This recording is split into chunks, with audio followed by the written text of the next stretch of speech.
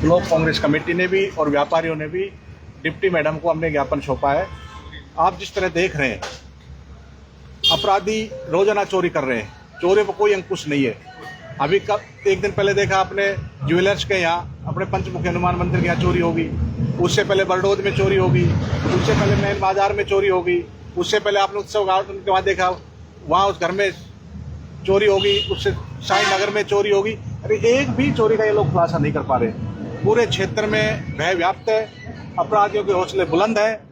और हम देख रहे हैं जिस प्रकार से ग्रामीण प्रवेश में भी ट्रांसफार्मर चोरी हो रहे हैं, मोटरसाइकिलें चोरी हो रहे हैं, मंदिरों में चोरी हो रहे हैं, किसानों के फव्वारे चोरी हो रहे हैं, किसानों के नोजल चोरी हो रहे हैं, केबल चोरी हो रही है, स्टार्टर चोरी हो रहे हैं। पर एक भी चोरी का खुलासा नहीं कर पाते।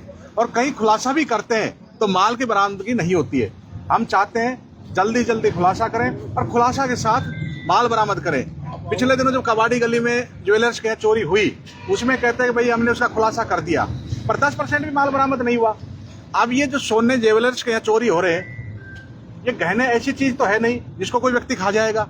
आपने उनको पकड़ लिया, जहाँ बेचा उनको पकड़ लिया, तो वो बाकी माल गया कहाँ? और जो माल बरामद नहीं हो रहा उस पर कहीं ना कहीं पुलिस पर भी सवाल उठ रहे हैं। तो इसलिए हम चाहते हैं जल्दी जल्दी चोरों को पकड़ें और माल बरामद करें। इसके साथ साथ क्षेत्र में जो भय व्याप्त है उसके लिए इनको गश्त बढ़ानी चाहिए, कैमरे बढ़ाने चाहिए। इसको लेकर के आज हम डिप्टी से मिले। और मुझे तो कहीं ना कहीं लगता है विधायक की भी इसमें नाकामी है। जनता ने उनको यहाँ से चुनाव जिता के भेजा है, उनकी सरकार है, और आज इस प्रकार के हालात है, एक बार भी बोल नहीं पा रहे इस मामले में। केवल विधायक अपने बेटे को राजनीति में स्थापित करने के लिए, अब वो कहते हैं अपने बेटे के लिए कहते हैं, अब भाई मैंने तो इसको विरासत सौंप दी।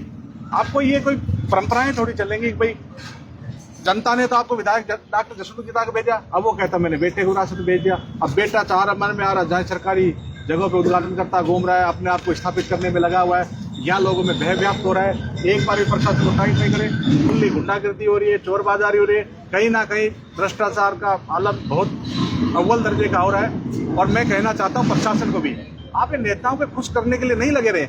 अभी देखते हैं, अब 2 थाने हो गए, सदर थाना हो गया और बहरोड शहर हो गया, क्षेत्र भी कट गया, फिर भी चोरियां नहीं रुक रही है।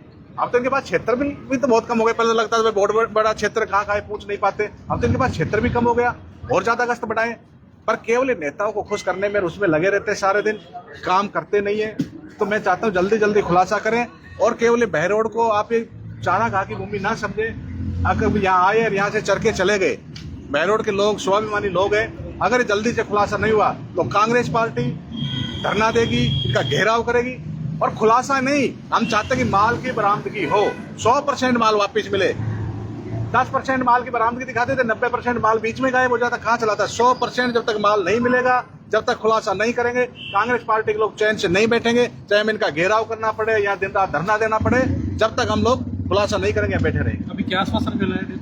अभी डिप्टी मैडम ने कहा है अगर हम 2-3 दिन के अंदर जल्दी से खुलासा कर देंगे। हम भी चाहते हैं प्रशासन का सहयोग करें, भाई जांच में समय लगता है। अगर 2-3 दिन 4 दिन में अगर इन्होंने नहीं किया, जल्दी जल्दी खुलासा नहीं किया, तो उनका घेराव करेंगे।